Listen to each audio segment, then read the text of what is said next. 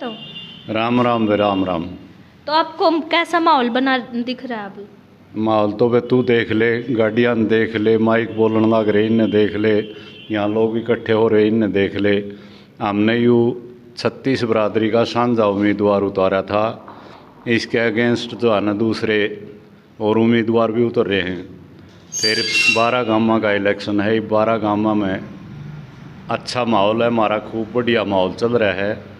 और बाकी आप देख लो, आप पत्रकार हो, आप तुम्हारे से ज़्यादा जानकार हो। तो आपको क्या लगता है कि जो रामवीर जी जीत जाएंगे? बिल्कुल जीत पक्की है हमारी, इसमें तो कोई रोकने वाला ही नहीं है, इसमें तो कोई शक संदेह नहीं। आप लोगों को जैसा उम्मीदवार चाहिए था रामवीर जी वैसे ही उम्मीदवार के रूप में आपके लिए? बिल्कुल रामवीर वैसा उम्मीदवार है जैसा मतलब समाज सेवी होना चाहिए। 24 घंटे दिन में या रात में जब भी मतलब पब्लिक को ज़रूरत हो उनके बीच में जाने वाला हो, तो ऐसे ही उम्मीदवार की ज़रूरत होती है, खासकर ग्रामीण क्षेत्र में। राम राम। तो राम राम भी। तो आपको क्या लगता है? बढ़िया ईमानदार बालक से इसने 36 बिरादरी ने साथ देगी जब ये उम्मीदवार उतारा है हमने, और इसकी 2,500-3 हज़ार के बीच में जीत से क्लियर। राम राम। तो राम राम। तो आपने कितनी खुशी मिल रही है ऐसे? खुशी है, हमारा बेटा है। तो आपको क्या लगता है जीत जाएंगे?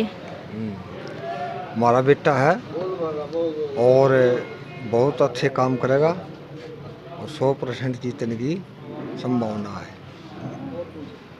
राम राम। तो राम राम बेटी। तो आपने कितनी खुशी मिल रही है? खूब खुशी में कसरे कोई नहीं, मारा खुद पोता सके और काम करने में मतलब सोच ले चंडीगढ़ में एक आदमी की जाना है, जो काम करवाना हो वो कर सके। तो आपने क्या लगा जीत जाएंगे? मेरा पोता है, होगा है, जीत जाएगा के जीतेगा बेटी, पक्की? पक्का जीत है। पक्की जीत। तो आपने जैसा कैंडिडेट चाहिए था वैसे ही हाँ हाँ, ऐसा आप- कैंडिडेट बिल्कुल वैसे ही। हाँ सही, जीतेगा बेटी। मैं अंजू दून रफ्तार हरियाणा यूट्यूब चैनल की तरफ से सबसे पहले तो सारे दर्शकों ने राम राम। और आज हम बात करेंगे वार्ड नंबर 27 के भावी उम्मीदवार, जिला पार्षद के भावी उम्मीदवार रामवीर जी से। राम राम। तो राम राम। राम राम। रफ्तार हरियाणा का बहुत बहुत धन्यवाद। तो आप अभी जिला पार्षद के इलेक्शन लड़ रहे हो, तो सबसे पहले आपको अपने परिवार का कितना रिस्पॉन्स मिला है? मेरे परिवार का और पूरी पंचायत का और पूरे गांव का अच्छा सहयोग मिल रहा है, बहुत अच्छा आशीर्वाद मिल रहा है। और अभी आप वार्ड नंबर 27 से इलेक्शन लड़ रहे हो, तो आपके वार्ड में कितने गांव आते हैं? मेरे वार्ड में 12 गांव आते हैं, 4 पंचायत बास की हैं, 8 गांव बाहर के हैं। तो आप मतलब आप उन गांव में भी गए होगे, आप वहाँ का दौरा भी किया होगा, आपको वहाँ से कैसा रिस्पांस मिला है? बहुत ही अच्छा रिस्पांस है, अच्छे आशीर्वाद हैं। हर रोज़ एक गांव में 5-4 प्रोग्राम भी होते हैं। बहुत टाइम ही नहीं है प्रोग्राम लेने के, इतने प्रोग्राम होते हैं और अच्छा समर्थन है। 36 बिरादरी का समर्थन है, मुझे ये नहीं है कि एक परिवार से एक गांव से समर्थन हो, पूरे के पूरे वार्ड से 36 बिरादरी का समर्थन मिल रहा है, मुझे बहुत बहुमत है। और आपको अपने खुद के गांव का कैसा रिस्पांस मिला है? खुद के गांव में 3 कैंडिडेट हैं। मेरे गांव से मैं 70% में अकेला हूं, बाकी 30% में अलग हैं। मतलब आपको क्या लगता है कि आप और कैंडिडेटों को हरा पाओगे? बिल्कुल हरा पाऊंगा, इसी करके मेहनत कर रहा हूं और मैं एक दिन जीतूँ भी। ये गांव मेरे साथ है, ये पूरा वार्ड मेरे साथ है, मैं जीत के ही आऊँगा। तो अगर आप बन जाते हो तो जिला पार्षद के पास बहुत सारी पावर होती है, जैसे सड़क का निर्माण, गलियों का निर्माण और भी बहुत सारी पावर होती हैं। तो आप उन सभी पावरों का कहाँ और कैसे कैसे यूज़ करोगे? मैं उन पावरों का बहुत अच्छे से उपयोग करूंगा और समाज सेवा में जितना होगा इतना मैं काम करूंगा।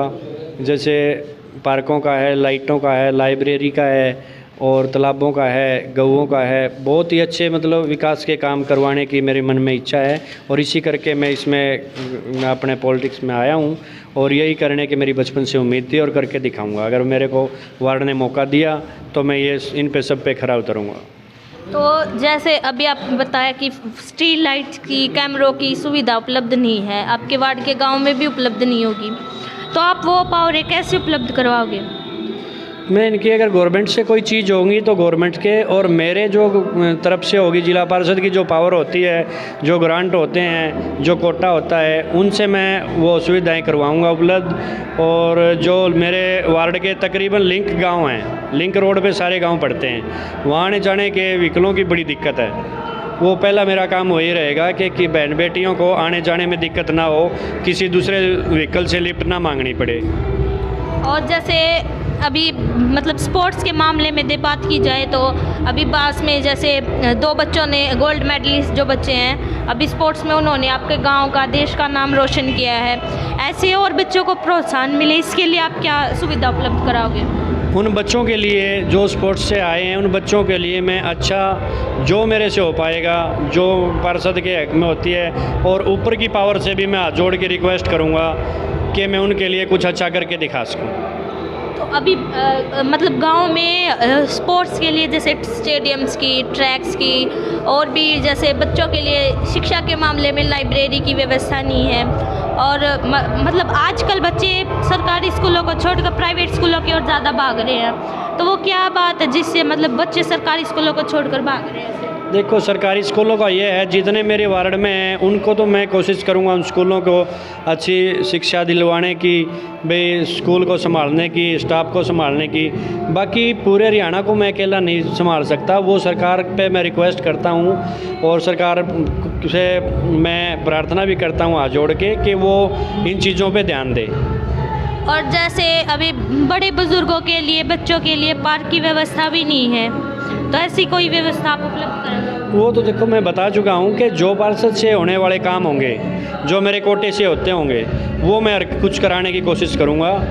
हाँ, जो बच्चों के लिए ट्रैक है या कोई और जिम सुविधा है, जो भी पार्क की सुविधा है, मैं पूरी कोशिश करूँगा और करवा के दिखाऊँगा। और जैसे राजनीति का टाइम, चुनाव के टाइम नशा बहुत ज़्यादा बिक रहा है, और इसी टाइम पे जो युवा पीढ़ी नशे की ओर जा रही है, तो इस मामले में आप युवा पीढ़ी को क्या संदेश देना चाहते हो?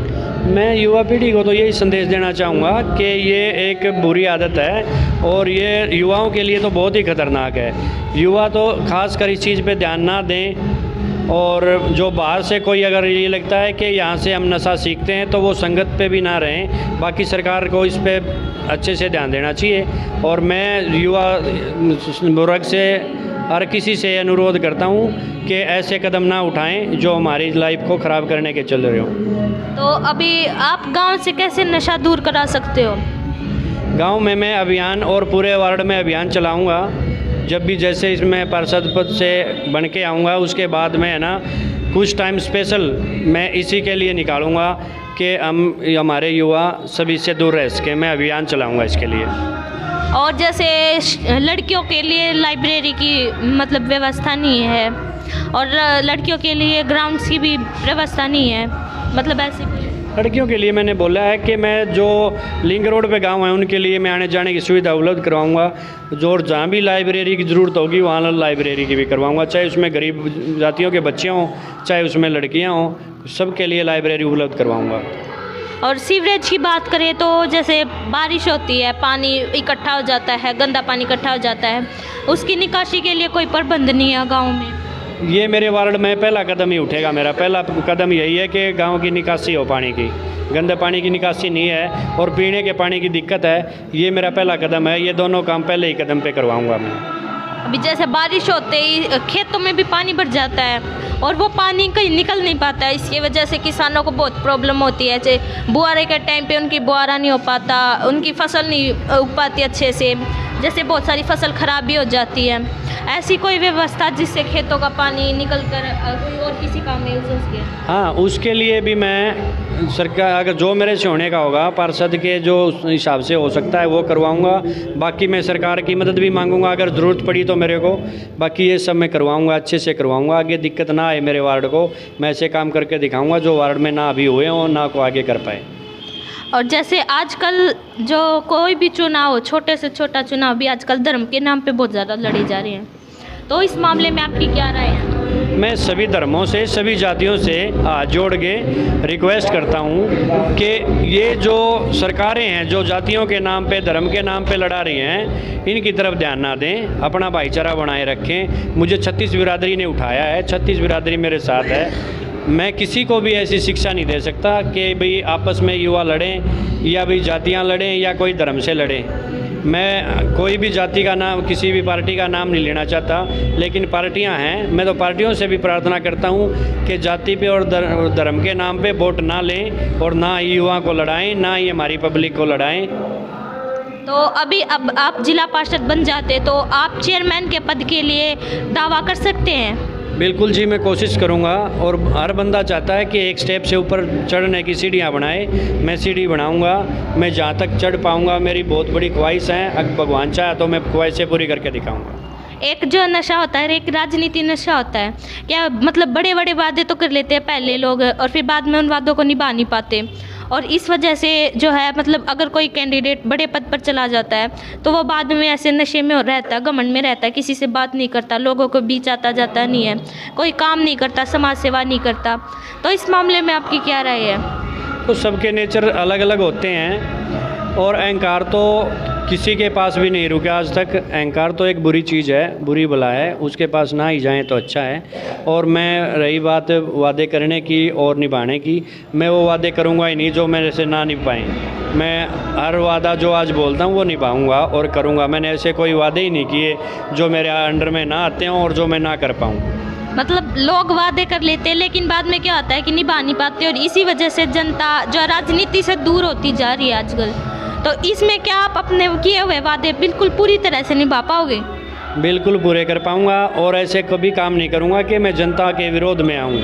जनता हमेशा मेरे पक्ष में रहेगी, अच्छे काम करूँगा और अच्छी सेवा करूँगा, पूरे वार्ड का कभी सर नीचा नहीं होने दूँगा। और जैसे आप हमारे चैनल के माध्यम से लोगों से क्या अपील करना चाहते हैं?